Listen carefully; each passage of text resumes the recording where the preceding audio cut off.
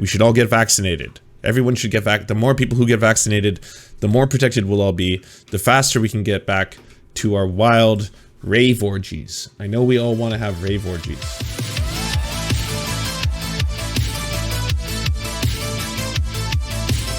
Throughout the course of the pandemic, Joe Rogan has essentially been a one-man misinformation machine, even going so far as to explicitly suggest that his young, impressionable viewers not get the COVID-19 vaccine that could end up saving their lives. Now, thankfully, after a lot of backlash, he walked back that comment, calling himself a moron, but after correctly identifying that he is indeed a moron, well, he still is spreading misinformation about the vaccines, downplaying the efficacy of the vaccines, bringing on crackpots to fearmonger about the side effects of the vaccines. And now what he's doing may be the worst yet in the clip that you're about to see, because he's going out of his way to suggest that the vaccines might actually make the pandemic and the virus of COVID-19 even more harmful. And I should add that he's getting paid very handsomely to spread this misinformation during a public health crisis. So what he's going to do is try to lie to you about the science of the COVID-19 vaccines by citing other scientific studies. So we'll see what he has to say, and then I'll tell you why he's wrong. There's legitimate articles. Jamie, I'll send this to you now. There's legitimate articles. Mop and Malden, yes. These things. And, you know, this is neither pro nor con vaccine. This is not a judgment statement. But imperfect vaccination can enhance the transmission of highly virulent pathogens. Right. So this is a scientific paper from 2015 that shows that here's what an important quote: vaccines that keep the host alive but still allow transmission can thus allow virulent strains to circulate in a population. So vaccines that don't kill the virus, vaccines that allow people, like this is one of the things we're finding out about what they're calling breakthrough cases. Right. So people who are vaccinated can still get COVID and they can still transmit COVID. Mm-hmm. This recently happened at the Comedy Store. A vaccinated comedian gave COVID to like 12 different fucking people at the Comedy Store. Some of them vaccinated, some of them not. That situation where the vaccine just kind of protects you from serious damage, right? But it protects you from really being like badly hospitalized or death, but doesn't stop you from getting the virus, can possibly lead to more potent viruses. So these people that are saying, oh, it's these unvaccinated people that are responsible for the variants. Well, there's actually scientific papers that point to the very sort of environment that we're creating by having. I'm sure if you've watched this show before, you know that I'm not a man of science. I was not born of the cloth. I don't have a lot of bona fides when it comes to an extensive knowledge of quirks and quarks or any of that kind of stuff. I can tell you, though, that what he's saying is pretty bullshit, just through and through, for the simple reason that no one has ever said that if you have the vaccine, you're going to be invincible. You're going to not be able to catch any single variant, lambda, omega, even this dreaded sigma. The sigma can come get you, I'm sorry to say. You're usually protected pretty high. I mean, at rates that should make you pretty excited, right? Like 93%, 96% in the case of Pfizer, Moderna, for example. And your rates of protection against other bad things, because think of it like a ladder. The first one being infection, and then some symptoms, some sniffles, some coughs, and then some more severe symptoms. And then you might be bedridden and sick. Now you're infected. And then you can't get over that. You're in the hospital. Well, you got protection against each one of those layers to a varying amount of degrees, all the way down, if you're vaccinated. Now, the more human beings that don't have the vaccine at all, so zero vaccination, well, they don't get any of those layers. They don't get any of the protections. So for the infection, who knows? It's just up to their own immune systems. And then for the sniffles, who knows? It's up to their immune systems. For the illness, who knows? Again, it's whatever their natural immune system can handle. Listen to Chet Hanks when he talks about this kind of stuff, all right? He'll explain to you what's really going on. But anyways, the more people who have the vaccine, the less chance we'll have anybody even getting past that first one, the infection. Well, that barrier is pretty damn high. So if a lot of people have it, you'll find a lot less people get infected, even if it's one of the baddies, one of the ones like the Delta variant, for example. you know? The guy who wrote that study came out and shit on Joe Rogan for not reading what he was talking about, vaccinating chickens for a living in a factory farm. Ews, do you have a link to that? That sounds absolutely fantastic, and I would like to read or see that clip. Having so many people vaccinated with a vaccine that doesn't kill off the virus, it actually can lead to more potent viruses. Try finding that story anywhere. You're not going to find that story anywhere, Joe, because it's not actually a story. That article that you cited but didn't read actually refers to an experiment conducted on chickens to determine if them being immunized against Sorry, Hughes. Mike beat you to it. Mike got you there. He's already on the case. Man, what does this make me look like? I'm like, well, you know what? I'm going to contribute to this conversation. I'm going to add my own piece. All right. So I got Mike on one end, you know, he's doing his thing. And then comes old Lance. Lance will do his comedy stylings. He'll do a little ribbon. That's what he's quite skilled at. We all have diversity of tactics, right? Some people are very astute at research. Some people are very astute at marching, canvassing. I can sometimes make the laughy laugh. So maybe that'll be my role to play. But then I'm going to pull up the study of which you have found here. It turns out that they were doing that as well. Well, I guess if it's a Forbes article, this might be a little bit more fun to read. Ooh, that's a good face. Joe Rogan's public misrepresentation of a 2015 vaccine study has gone viral. His misunderstanding of the study led Rogan to wrongly conclude that vaccinated people against COVID-19 will increase the chances of some hypervirulent mutation.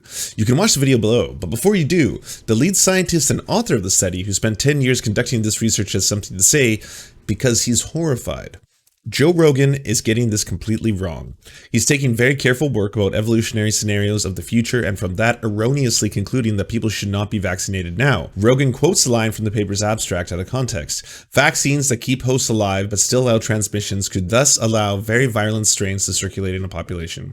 Reed responds, we're talking a very different virus and a very different vaccine. The details in biology really matter a lot. The chicken vaccines we worked with, the first generation vaccine, definitely reduced the disease severity and death, but unlike the COVID mRNA vaccines, the chicken vaccine didn't stop transmission at all. And this one is the key difference between what is being studied and read in the paper in our current situation of the global pandemic. Those vaccinated chickens just kept churning out the virus for weeks and weeks and weeks. Again, this is a key difference. It's a very different virus from SARS-2. A key issue here is transmissibility.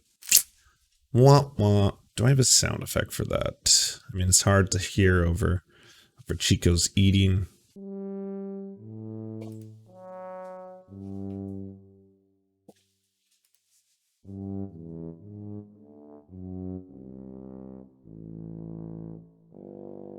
Eric's disease would enhance the transmissibility of that virus in particular, not COVID-19. And he misrepresented that study so bad that one of the authors of the study had to come out and publicly denounce Joe Rogan, citing his study in that mangled manner. He says, we're talking a very different virus and very different vaccines. The details in biology really matter a lot. The chicken vaccines we worked with, the first generation vaccine, definitely reduced disease, severity, and death. Okay, Mike, what is the point of me? You're making me so redundant. I feel like a redundant cog in the machine, you know? Like, I know all cogs play a role and all cogs are valid. We all have to help each other. We need to be well oiled and greased so the whole machine works. But right now I feel redundant to say the least, because I just read this quote. But unlike the COVID-19 mRNA vaccines, the chicken vaccine didn't stop transmission at all. And this is one of the key differences between what was being studied in... We have a John Brown kappa. I think I made it with the capital K. Yeah, no, that's a kappa. That's the kappa of all kappas. That's the John Brown making the kappa face. Reed's paper and our current situation with the global pandemic. Those vaccinated chickens just kept churning out the virus for weeks and weeks and weeks. Again, this is a key difference. It's a very different virus from SARS-2. A key issue here is transmissibility. Evolution at the moment is all happening in the unvaccinated. That's where the majority of cases are. That's the majority of transmission. Every time a virus replicates, it can mutate. So the evolution is right now occurring in the body of people who are not vaccinated. Rogan is completely wrong trying to deduce anything else. Now again, that was the author of the study that Joe Rogan cited, having to take time out of his day to explain why what Joe Rogan is saying here is completely wrong. Now, this author does address whether or not vaccines as it relates to COVID-19 can possibly make COVID-19 down the line more dangerous. And he's speculating here because he hasn't looked at that particular vaccine and virus. But here's what he has to say. Even though variants are more likely to emerge in unvaccinated people, a variant from a vaccinated person is still possible. Either way, the answer is vaccines. If a new variant emerges, we can get second-generation vaccines, Reed accurately points out, as pharmaceutical companies are already developing boosters and second-generation vaccines. There's tons of things we can do in the future. Right now, we need to vaccinate as much as possible. He pauses. I would be delighted, I have to say, to get to the point where the vast majority of the evolution that's going on is in vaccinated people because there's only vaccinated people around. If we get to that position in a year or something, we can keep a very good eye out on what evolution is happening. But right now, the problem is the unvaccinated. I'm going to read that last sentence again. But right now, the problem is the unvaccinated. Do you hear that, Joe Rogan? This is the author of the study that you cited on your program and misrepresented because one. And I'll be honest, it's not just Joe Rogan. Like, so many people should be held accountable for what they're doing right now. The Weinsteins who are going on there saying like ivermectin is a potential cure. We got Jimmy Dore going on Joe Rogan being like hydrochloroquine is apparently way more effective than we ever thought. Why didn't we listen to the president? All hail the president, the glorious man who told us from on high how we could have these cheap cures for the coronavirus. And they're also calling people into question. You know, they keep saying that, like, first off, if you're a leftist and you're one of the people endorsing vaccines, well, what are you, in the pockets of big pharma, bro? If you're a liberal and you're endorsing vaccines, it's like, well, obviously, because Joe Biden and you just want to support your prince, Joe Biden, and all things. And you can be like, with the vaccination program started under Trump, it was well before Joe Biden came to the scene. This is just kind of common protocol whenever there's like a worldwide pandemic. This is kind of what happens. And it wasn't just, okay, anyways. No, I don't support Big Pharma. Fuck Big Pharma. I would like to nationalize and break up Big Pharma. I would like the technology that is being used to develop these mRNA vaccines make them open source, distribute them globally, allow many other people to be able to develop them, give them the recipes, give them the training, give them everything. That has nothing to do with it. And in the interim, in addition to, not in lieu of, in addition to, we should all get vaccinated. Everyone should get back. The more people who get vaccinated, the more protected we'll all be. The faster we can get back to our wild rave orgies. I know we all want to have rave orgies, okay?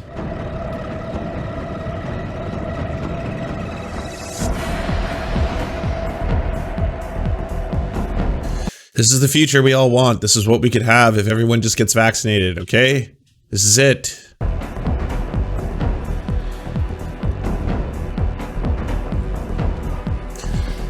These machines.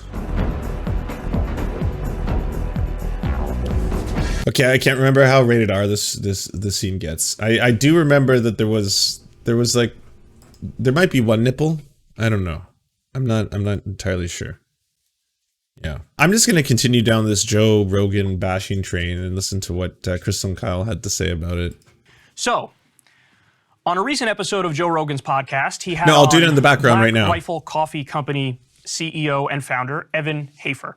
The New York Times describes Hafer's company as a, quote, Starbucks of the right. It's a veteran-owned company, and they also describe themselves as pro-military, pro-firearm, pro-law enforcement, and I like this one, anti-hipster. But that didn't stop the far right from canceling Hafer over his denunciation of extremist elements on the right. Namely, Kyle Rittenhouse, he denounced racism and racists, he denounced anti-Semites, and one of the people who stormed the Capitol on January 6th was actually wearing a Black Rifle hat, and it was the guy who had zip ties, so Hafer denounced him as well. Hafer said, quote, "It's such a repugnant group of people. It's like the worst of American society, and I gotta flush the toilet on some of those people that kind of hijacked portions of the brand.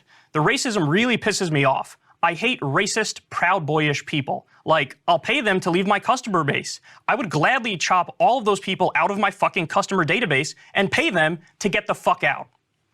Now, this seems relatively benign because he was clear about who he was denouncing, but PJ Media, Andy Ngo, Kurt Schlichter, Nick Fuentes, and many other prominent voices on the right responded by canceling him and labeling him a, quote, grifter. So Joe Rogan had him on, and Rogan said the following, quote, it was so weird to see cancel culture come from the right. I didn't know it worked that way. I didn't know you fucking idiots would do the same shit. It was the weirdest dog pile I've ever watched.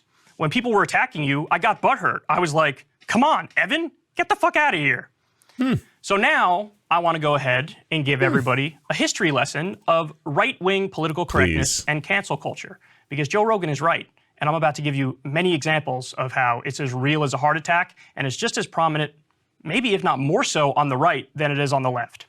So the Dixie Chicks were blacklisted by thousands of country radio stations, and they got death threats, all because they dared to say that they were ashamed George W. Bush was from Texas in the lead up to the Iraq War. They were angry over the war, they made that point, and they were canceled as a result of it. By the way, that sounds very similar to something that Donald Trump would have said in the primary that he ended up winning on the Republican side.